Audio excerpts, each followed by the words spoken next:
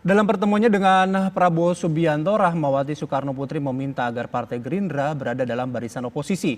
Permintaan itu disampaikan setelah sinyalemen Gerindra akan bergabung ke pemerintahan semakin menguat usai pertemuan Prabowo dengan Presiden terpilih Joko Widodo dan juga Ketua Umum PDI Perjuangan Megawati Soekarno Putri. Dan selain itu, apa saja yang dibicarakan dalam pertemuan tersebut? Kami akan mengajak Anda untuk berbincang dengan Rahmawati Soekarno Putri. Selamat sore, Bu Rahmawati. Selamat sore. Baik. Selamat sore Mas Bayu.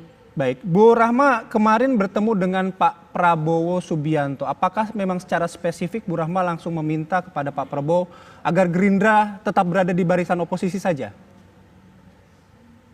Ya, pertama-tama memang kami mencoba untuk membicarakan utamanya secara ideologis ya, karena kebetulan saya dipercaya beliau sebagai wakil Dewan Pembina bidang ideologis. Jadi saya memberikan atau lebih banyak meluruskan pengertian-pengertian ideologis yang berkaitan dengan masalah kekinian lah, artinya masalah perpolitikan, masalah ekonomi dan sebagainya.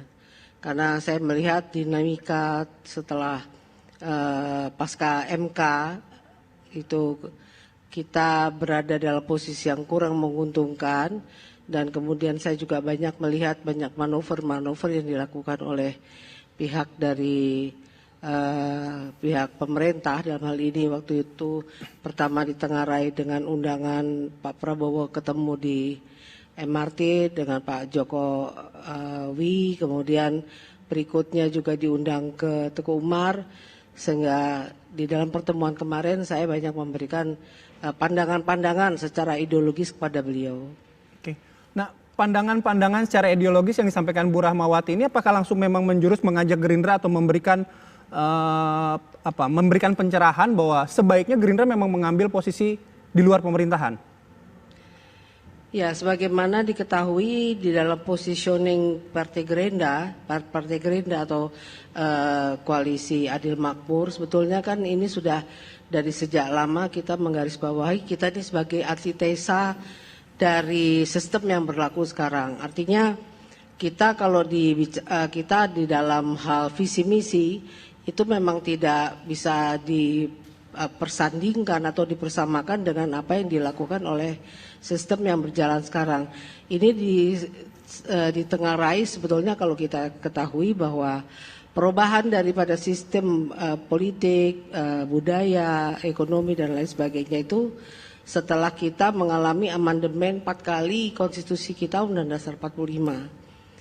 Yang kemudian saya mengatakan bahwa konstitusi kita ini sudah berbau kapitalistik, liberal kapitalistik, sehingga kalau kita berbicara tentang visi misi Gerindra dalam hal ini sangat diametral, dan kita memang berada dalam posisi sebagai antitesa dari sistem tersebut karena kita konsisten untuk melaksanakan Trisakti ajarannya Bung Karno. Oke. Kalau Ibu Rahmawati mengajak waktu khusus atau memberikan waktu khusus untuk ketemu dengan Pak Prabowo, kemudian menjelaskan secara ideologis tadi apa yang disampaikan Ibu Rahmawati, apakah selama ini Bu Rahmawati juga sudah membaca bahwa persentasenya Gerindra akan kemungkinan besar bergabung ke pemerintah begitu, Bu?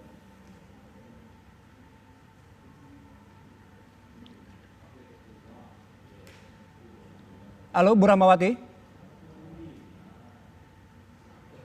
Bu Rahmawati masih mendengar saya, Bu? Oke, sepertinya gangguan komunikasi kami dengan Bu Rahmawati terputus. Nanti kami akan kembali lagi untuk berbincang dengan Bu Rahmawati. Tapi untuk menunggu komunikasi kembali berjalan, saya akan berbincang dengan dua politikus yang mewakili Gerindra dan juga PDIP. Di Gerindra ada Bang Kawendra, selamat sore Bang. Assalamualaikum. Selamat sore Kang Bayu. Baik, kemudian ada Prof. Hendrawan Supratiko, selamat sore. Selamat sore Bayu. Terima kasih sudah hadir. Saya mau ke Bang Kawendra terlebih dahulu deh.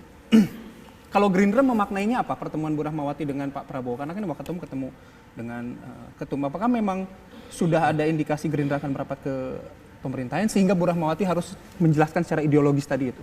Ya tentunya kan Bu Rahmawati bertemu dengan Pak Prabowo itu sebetulnya hal yang biasa, ya kan.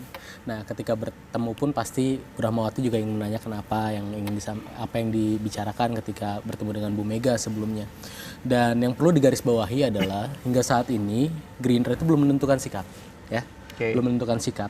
Silaturahmi itu adalah hal yang baik. Pertemuan dengan Pak Jokowi adalah hal yang baik. Pertemuan dengan Pak Bu Mega pun itu adalah hal yang baik. Dan jangan lupa juga gitu kan, Bu Mega dan Pak Prabowo ini bersahabat sudah sejak lama, gitu.